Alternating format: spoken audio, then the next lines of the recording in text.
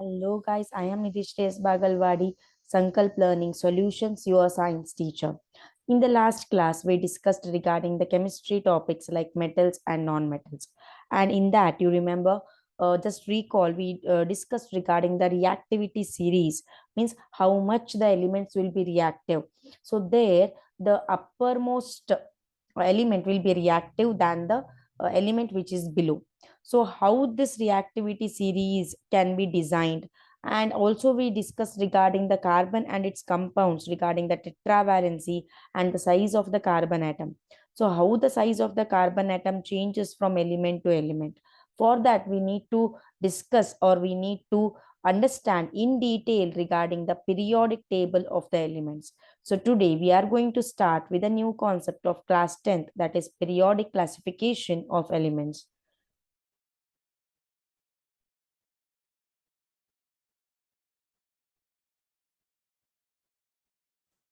Okay.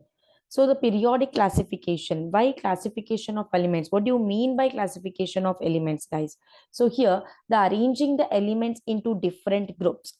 Okay, we have 108 elements, right? So we have to arrange them in a group having the same property, having the different property on the basis of a similarities, that is same characters or the same properties, is called as classification of the elements.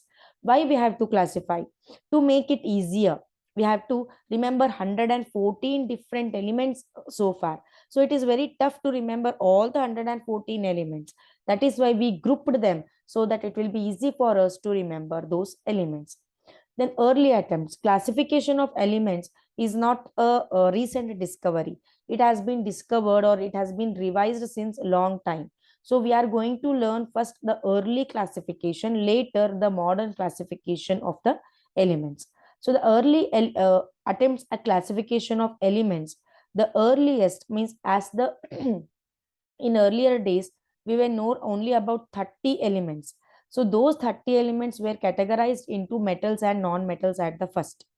But the defect, they got a defect in the classification, that there will be no place was available for the metalloids, means which have the property of a metal as well as a non-metal, which were discovered later. So that for that, or for those substances, there was not no space in this periodic table which has the metals, which had a metals and the non-metals. That is why again they revised the periodic table or the classification of the element. The first known classification of an element is Dobbinius triads. Dobbinius triad. Okay. So a scientist named Dobbinius, he classified the elements in the increasing order of their atomic masses. What do you mean by atomic mass, guys? That is nothing but the total protons and neutrons gives you the atomic mass.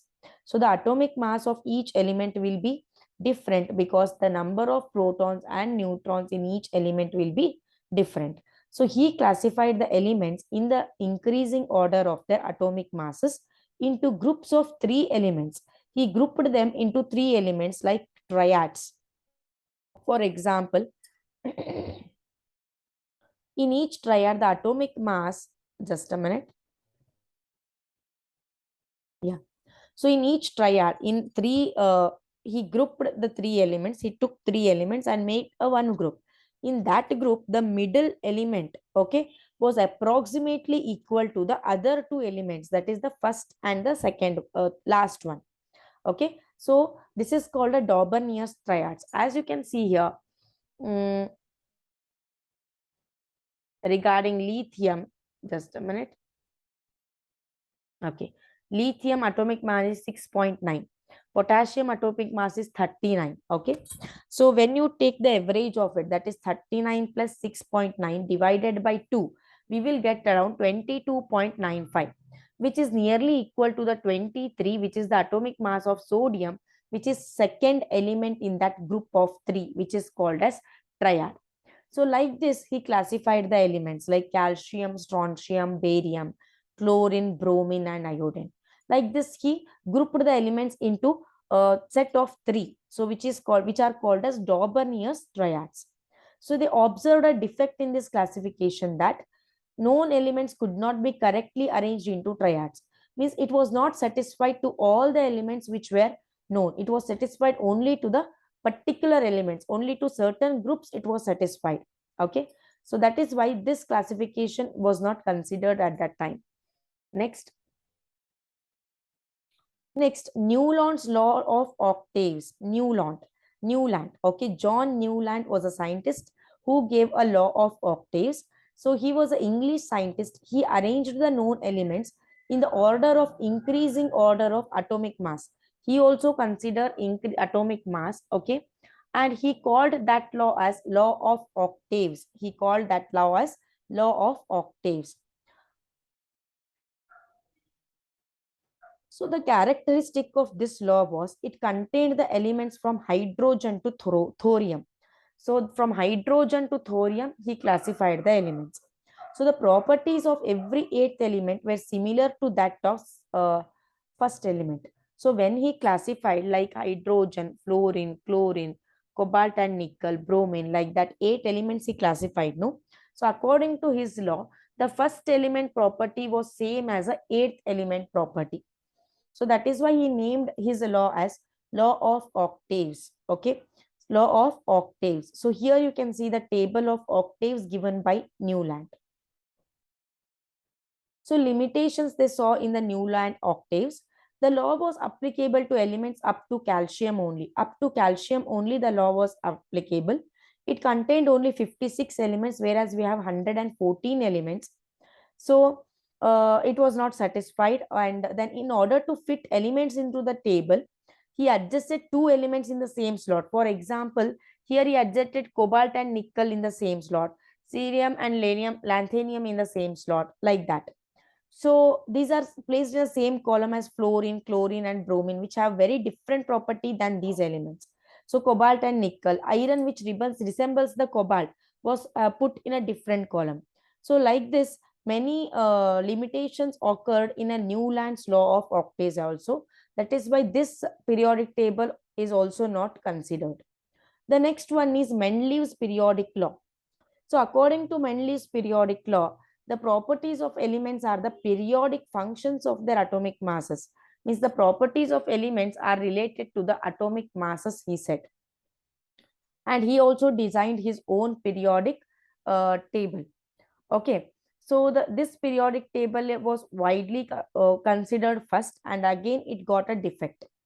So here Mendeleev's periodic table, he classified the elements again in the increasing order of their atomic masses and similarity in the properties. He considered similarity in their properties, as well as the formula of oxides, hydrides formed by the elements was also the basis.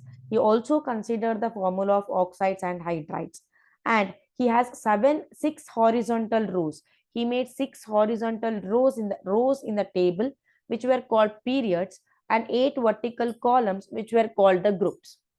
And the groups 1 to 7 had 2 subgroups again, called A subgroup and B subgroup, and 8 and 3 rows of elements. Okay, then so when we come to the merits of Mendeleev periodic table, so here the elements were classified more better than compared to other laws.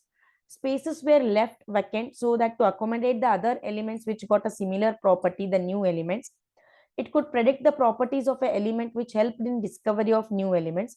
So as he considered regarding the similarity of properties between the elements, it was very easy. The inert gas elements were discovered later, which can be put in a place, so that he had given a space over there. They also observed certain defects in the Mendeleev's periodic table, which were not arranged in the increasing order of their atomic masses. Some elements were not arranged. For example, cobalt was placed before the nickel. Position of hydrogen was not clear because it shows a property similar to the metal as well as non-metal. Position of isotope was not made clear. So these were the defects in the Mendeleev periodic table. So these were the ancient laws of periodic classification of element, that is Dobbinius triads, Newton's law of octaves, as well as the Mendeleev's periodic table. By considering the demerits of these all ancient work, again modern periodic law came into existence, which we are going to learn in the next session. Until that, take care. Have a nice day. Bye-bye.